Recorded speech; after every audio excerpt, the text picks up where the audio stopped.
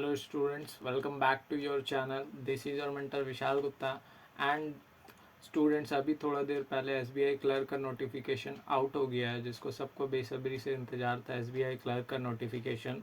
तो ये दोस्तों आउट हो गया है। हर साल की तरह इस बार भी आपका ये बैंकिंग का सबसे लास्ट एग्ज़ाम आपका एसबीआई क्लर्क होगा। तो ये वीडियो में हम लोग यही बात करेंगे कि एसबीआई क्लर्क का नोटिफिकेशन में क्या क्या दिया है, आपको किस स्टेट से फिल करना चाहिए, और ये स्टेट वाइज होता है। अगर आप दूसरे स्टेट से भरेंगे तो आपको क्या उसका कॉन्सिक्वेंसेज है, क्या फ़ायदा है, तो ये सब के बारे में हम लोग बात करेंगे। बाकी आपको यूट्यूब में बहुत सारा एसबीआई क्लर्क का वीडियो मिल जाएगा, बट हम लोग इसमें वो सब नहीं बात करेंगे।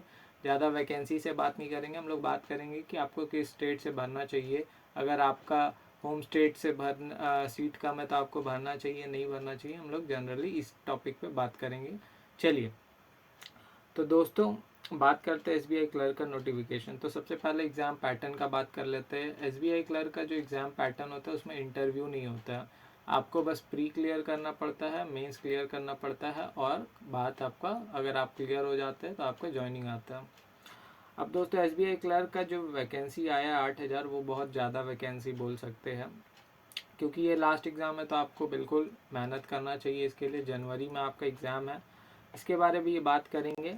आगे चलते हैं नोटिफिकेशन में कि क्या क्या दिया है नोटिफिकेशन में।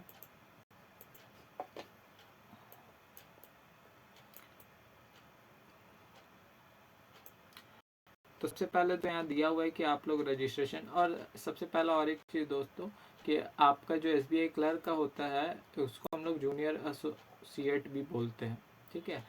बहुत जन इसको जूनियर एसोसिएट बोलते हैं, तो आपको कंफ्यूज नहीं होना है कि ये एसबीआई क्लर्क है कि जूनियर एसोसिएट है। दोनों एक ही है, दोनों का नाम बस अलग अलग है। जूनियर एसोसिएट बोलिए या क्लर्क बोलिए, एक ही बात है। अब जो फ़ी है वो आपका 17 तारीख से स्टार्ट हो जाएगा। आप 17 तारीख से यानी कि फॉर्म भर सकते हैं, और ये आपका 7 दिसंबर तक आपका लास्ट डेट है। मतलब कि आपका ज़्यादा दिन नहीं दिया गया है, लगभग 20 दिन के आसपास आपका टाइम दिया गया है, उसी में आपको फॉर्म भर लेना है। जितना जल्दी हो सके उतना जल्दी फॉर्म भर लीजिएगा। हफ्ता 10 दिन में फॉर्म आप लोग सबमिट अपना कर दीजिएगा। दूसरा आते हैं आपका जो प्रीलिम्स एग्जामिनेशन है, उसका डेट तो अभी नहीं दिया है, बट जनवरी में होगा 2024। यानी कि अपने पास 1.5 महीना से लेके 2 महीना तक का टाइम है। अगर आप लोग अभी तैयारी कर रहे हैं तो मेहनत करना और बढ़ा दीजिए, क्योंकि जनवरी में एग्ज़ाम है और फरवरी में इसका मेंस होगा, जो कि 1 महीना के आसपास आपको इसका टाइम मिलेगा मेंस का। अब आते हैं स्टेट वाइज की स्टेट वाइज क्या क्या वैकेंसी निकला है।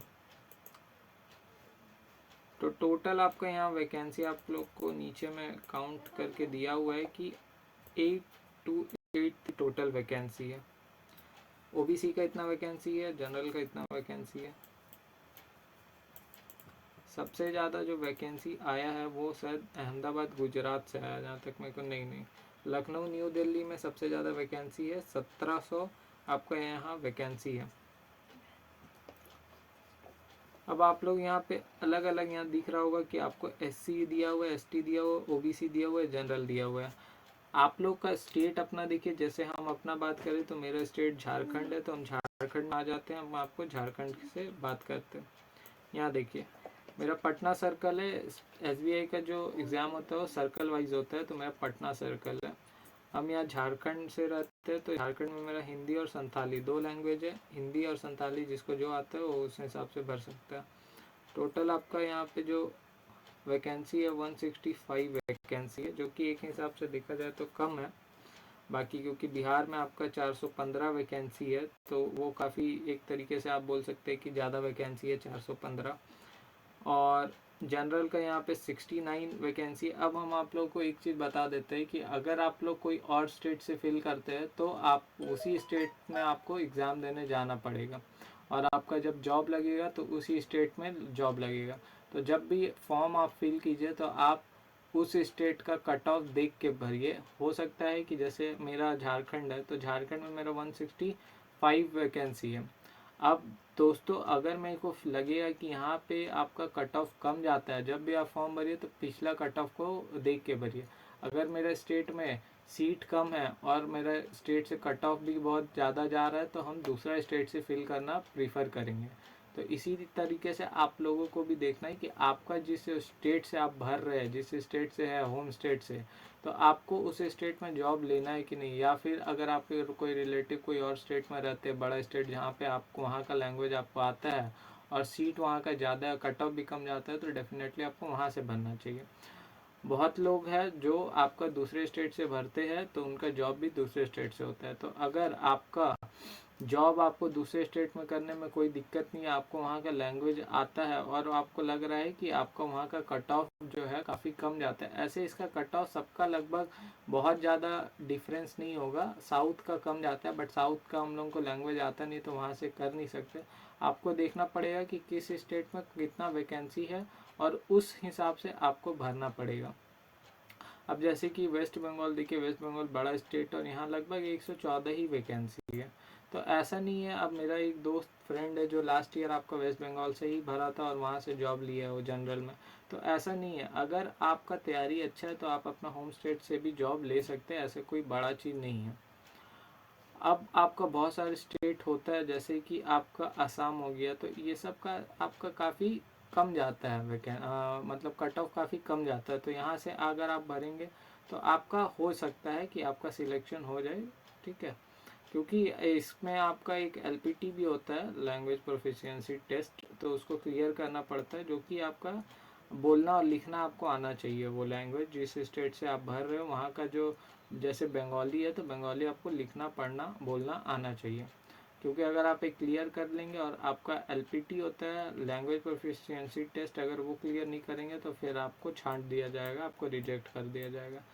अलग अलग स्टेट से अलग अलग वैकेंसी आया है। जैसे कि हम आपको बता देते हैं, गुजरात का बहुत अच्छा 820 वैकेंसी है, बैंगलोर में 450 वैकेंसी है। लेकिन हम लोग दोस्तों सिर्फ हिंदी का बात करते हैं, तो भोपाल में आपका दिख रहा होगा। छत्तीसगढ़ में 200 आपका 12 वैकेंसी है। मध्य प्रदेश आप ना अपना कैटेगरी वाइज भी देख के भरिएगा, क्योंकि बहुत, जैसे कि छत्तीसगढ़ है तो छत्तीसगढ़ में ओबीसी का 12 ही वैकेंसी है, ठीक है। और आपको यहाँ पे जनरल का वैकेंसी 87 है। तो जाहिर सा बात है जनरल और ओबीसी जो है, ओबीसी यहाँ बहुत कम है, तो दूसरा स्टेट से यहाँ का कट ऑफ हाई जाएगा। तो ये सब कुछ बात होता है कि जब आप फॉर्म भरिए तो आप देख के भरिए। और एक चीज़ दोस्तों, जब इसका आपका प्री का एग्ज़ाम होता है तो वो आपका सेक्शनल नहीं होता है।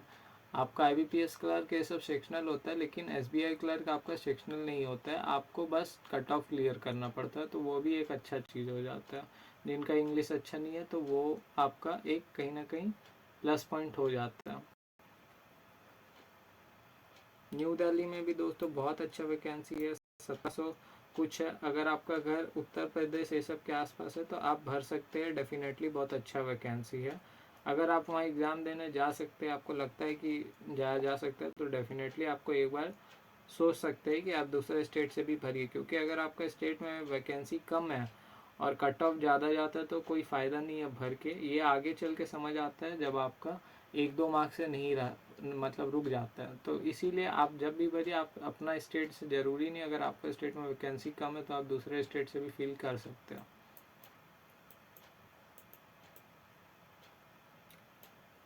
ज़्यादा दोस्तों बात नहीं करेंगे, वीडियो छोटा ही रखेंगे। कास्ट सर्टिफिकेट का बात करें तो 1 साल तक का आपका कास्ट सर्टिफिकेट होना चाहिए।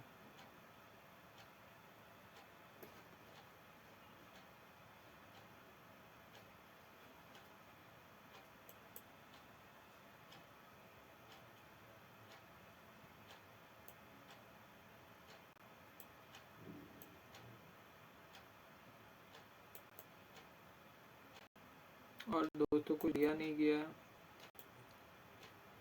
यहाँ पे आपका मेंस का दिया हुआ है कि आपका क्या पैटर्न होता है। सेम वही पैटर्न होता है जो सभी का होता है। जीए आता है, इंग्लिश आता है, क्वांट आता है और रीजनिंग और कंप्यूटर तो ना के बराबर क्वेश्चन आता है। अगला बार हम दिए थे एसबीआई क्लर्क, मेरा हुआ नहीं था, मेंस आपका नहीं हो पाया था। 2 घंटा 40 मिनट का ओवरऑल पेपर होता है। प्री का कट ऑफ हाई जाता है, मेंस का लगभग ठीक जाता है। अगर आप तैयारी अच्छा है तो आपका पेपर क्लियर हो सकता है। बहुत सारे मेरे दोस्त है, 2 दोस्त है जो कि लास्ट ईयर क्लियर किए थे। होप वीडियो आपको पसंद आया होगा। वीडियो ज़्यादा बड़ा नहीं रखेंगे। थैंक यू दोस्तों।